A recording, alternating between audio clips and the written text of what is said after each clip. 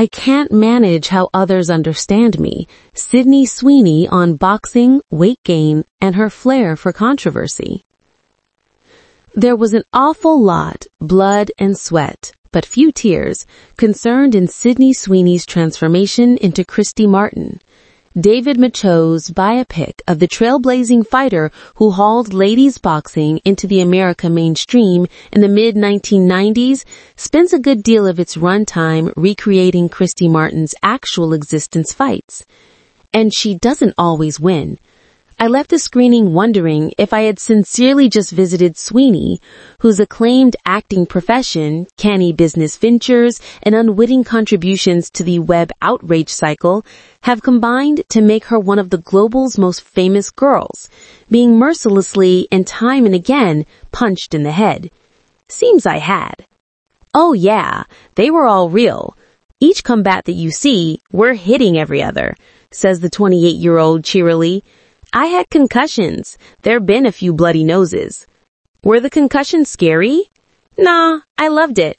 The girl who played Layla Ali, Muhammad Ali's daughter, who defeated Martin by way of knockout in 2003, is an actual professional boxer. She's in the Air Force and fights for Team America. She hit tough, and it was very, very real. She's how I got my concussion. Sweeney felt she absolutely became a fighter. It was such an exhilarating feeling. In between takes, I'd be like, I think I ruined that round. In the ring, Sweeney was basically cut loose from the rest of the production. Machode says the fighting change was a side that I had very little to do with. It was a negotiation between Sydney and the stunt performers.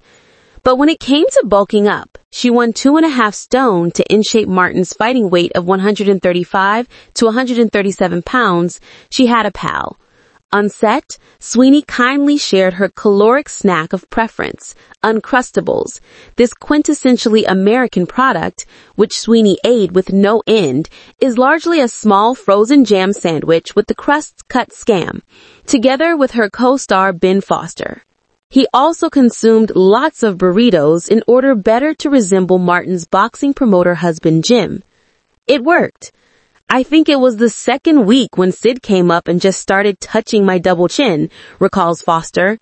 She was like, that prosthetic looks really good. And I said, that's not a prosthetic. I was like, yes. Foster mimes triumph as Sweeney chuckles at the memory. Foster and Sweeney are sitting side by side in a hotel room overlooking the Thames.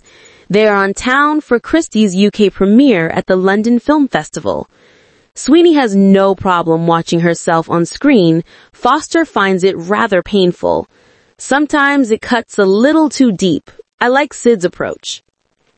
Down the hall are two thoughtful, soft-spoken Australians, Macho, best known for dystopian mystery The Rover and Brad Pitt Afghanistan drama War Machine, and his co-writer and partner of 20 years, Mira Folks.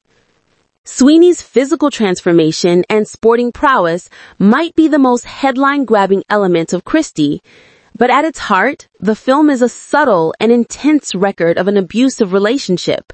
Jim is a master manipulator who takes full advantage of his role as his wife's manager.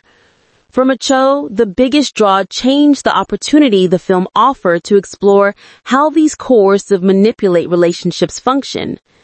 I was that kind of run-of-the-mill numpty who couldn't understand why she didn't leave him. The seeds of the film were sown by Macho's business partner, who informed him one day that Christy Martin's life rights were available. His first question was, who's Christy Martin? Once the director had familiarized himself with her stunning story, largely through Laura Brownson's Untold, Address the Devil, Netflix documentary, he met Martin and realized what a compelling, complex character she was. How this pugnacious, brawling, trash-talking, very best athlete was just quite gentle and vulnerable and wears her emotional scars so openly. The real Martin, who now goes by her maiden name, Selters, ended up being closely involved with the film, but she was initially unconvinced. Having experienced a world of gangsters and artists in boxing, I think she had the same suspicions of Hollywood, says Macho. Slowly, he and folks gained her trust. Then they set about searching for a star. Options were limited. Obviously, there are the economic realities of needing someone of great social stature, says Macho. Sweeney has 25 million Instagram followers and is a tabloid fixture. Needing someone of the right age, a specific physicality, and a hunger for it. How did he know Sweeney had the right mindset? You can just tell. I was on a Zoom with her and I could tell that she wanted this really, really bad. You can just feel that energy in someone. He had the same sense when casting Timothée Chalamet in his 2019 historical epic, The King. When Sweeney first received the script, she didn't know who Christy was either. I was really kind of upset in myself. She's one of the most inspiring and incredible women I've ever met.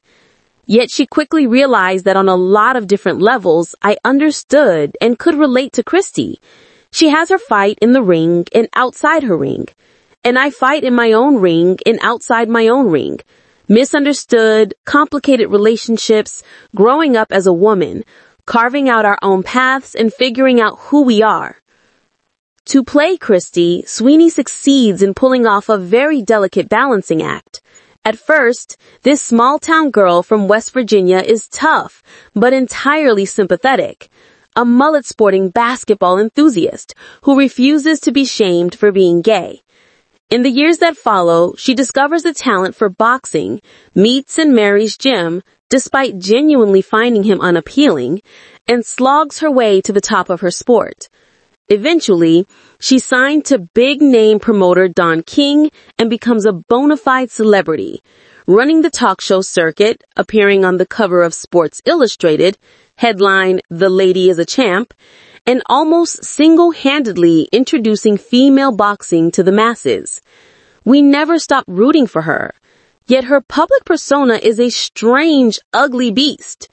Now back in the closet, she makes jibes about other boxers being dykes and mocks them as they stagger around the ring in defeat.